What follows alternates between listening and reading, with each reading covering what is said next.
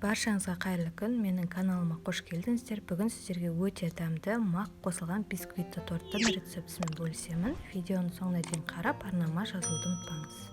Ең алдымен бисквитін дайындаймыз. Ол үшін жұмыртқаның ағы мен сары уызын бөлек ажыратып, осылай ақ уызымызды миксердің көмегімен жақсылап араластырамыз. Осылай көпіре бастағаннан кейін оған қантты себелеп қосамыз. Қантымызды қосып болғаннан кейін ақ уызымыз өз формасын жақсы ұстағанша араластырамыз. Яғни біз ыдысымызды көтергенде ағып кетпеуі тиіс. Содан соң бөлек қойып сары уызымызды миксермен жақсылап араластырамыз. Және де қантымыздың екінші бөлігін осылай себелеп қосамыз видеодағыдай. Жақсылап араластырып шығамыз, яғни бізде сары уызымыз сәл ағарып, екі еселенуі тиіс. Араластырып болған соң ақ уызымыз бен сары уызымызды біріктіретін боламыз. Мен ақ уызын сәл ыдысымыздың жиегіне қарай жылжытып, жиегінен бастап жаймендеп сары уызымызды құйып шықтым. Егер де сары уызды бірден ақ уыздың үстіне құятын болсаңыздар, ақ уызымызды басып алуымыз мүмкін. Сол себепті осылай бір жақ жиегіне құйып, жақсылап біркелкі болғанша араластырып шығамыз. Осылай астынан үстіне қарай ақ уызымызды басып алмай, жаймендеп араластырып шығамыз. Араластырып болған соң ұнымыз бен қопсықышты, яғни разрыхителімізді қосамыз. Мен мұнда ұн мен разрыхителімізді қосып қойдым. Және де електен өткізе отырып, 3 немесе 4-ке бөліп қосамын. Ұнды осылай жан-жағының барлығына себелеп қосамыз. Егер бірыңғай ортасына салатын болсаңыздар, массамыздың ортасын басып алуларыңыз мүмкін. Сол себепті видеода көрсетілгендей етіп қосып, бір келкетіп араластырамыз. Бір келкетіп араластырып болған соң ұнымыздың қалған бөліктерін қосып шығамыз. Және де ақырындап видеода көрсетілгендей астына үстіне қарай араластырып шығамыз. Бір келкетіп араластырып болған соң ұнымыздың қалған бөлігін қосамыз. Осылайша мен ұнды 3-ке бөліп қосып шықтым. Барлығын жақсылап араластырып шығамыз. Араластырып болған соң сұйық, яғни ерітілген сары майымызды қосып, жақсылап қайта араластырып шығамыз. Бір келкетіп араластырып болған соң бисквитіміздің қамырына магымызды қосамыз. Жалпы бұл міндетті емес, мақ қоспай жасасаңыздар да болады. Бисквитіміздің қамырын араластырып болған соң бірдей 3 бөлікке бөлеміз. Сонда біздің бисквиттеріміз бірдей болып шығады. Және де бір бисквитке бір шай қасық какао ұнтағын қосамын. Сонда бір бисквитіміз шоколадный болып шығады. Бұл бізде тортымыз бір ерекше, әдемі көріну үшін жасалынуда. Жалпы какао қосу міндетті емес. Араластырып болған соң формамызды дайындап, 3-ке бөліп қойған қамырымыздың бір бөлігін құйып, бетін тегістеп 180 градуста 10 минут шамасында пісіріп аламыз.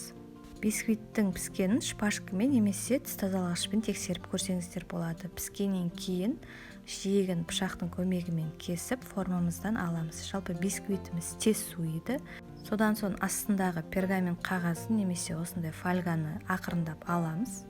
Осымен бірінші бисквитті коржымыз дайын, өте жұмсақ және де эластичный, және де үгітілмейді, керемет болып шығады. Бисквиттерімізді пісіріп болған соң тортымыздың кремін дайындауға кірісеміз. Жалпы кез келген өзіңіздің сүйікті креміңізді қолдансаңыз болады. Мен крем-чиз дайындаймын.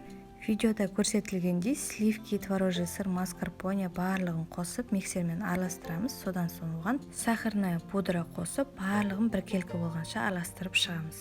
Бисквит пен креміміз керемет үйлеседі. Міндетті түрде жасап көріңіздер. Тортымыздың дәмі ерекше нәзік болып шығады. Осылай кремімізді біркелкетіп араластырып шығамыз. Және де креміміз өз формасын жақсы ұстауы қажет. Яғни араластыру барысында немесе ыдысымызды көтергенде ағып кетпеуі тиіс. Ары қарай тортымызды жинауға кірісеміз. Ыдысымыздың ең астыңғы бөлігіне кішкене крем жағып, үстіне бисквитімізді қоямыз. Содан соң үстіне пропитка жағып шығамыз. Пропиткаға мен сүтті қолданамын. Сүтті шылқытып үстіне құюдың қажеттілігі жоқ. Жай ғана щеткамен осылай жағып шықсаңыздар жеткілікті. Пропиткамызды жағып болған соң сыртына кольцомызды кигізіп, кремімізді жағамыз. Кремді лопатканың немесе ас қасықтың көмегімен 4-5 қасық саламыз. Егер де кремнің көп болғанын қаламасаңыздар, аз етіп салсаңыз да болады. Салып болған кремімізді тегістеп жағып шығамыз.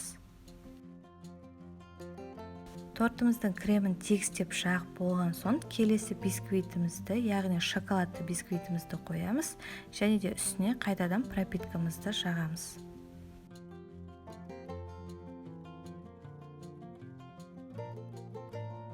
Пропиткамызды жағып болған соң қайтадан кремімізді жағамыз. Мен әрбір корждың үстіне 5-5,5 ас қасық крем жағып шықтым.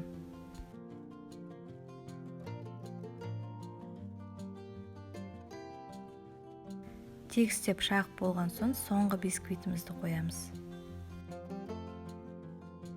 Және де кольцомызды ақырындап алып, тортымыздың сыртына кондитерлік мешок немесе қасықтың көмегімен кремімізді жағып шығамыз. Кремімізді жағып болған соң сыртын осындай құралмен, яғни скребоктың көмегімен бір тегістеп шығамыз. Егер де скребок болмаған жағдайда скребокқа ұқсас жалпақ пышақ немесе басқа да бір құралдардың көмегімен амалдасаңыздар болады.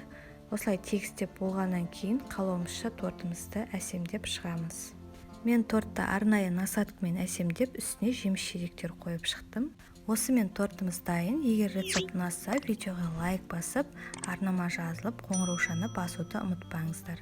Түсінбеген сұрақтарыңыз болса, комментария қалдырыңыздар. Барынша жауап беруге тырысамын. Сіздермен бірге болған Лаура.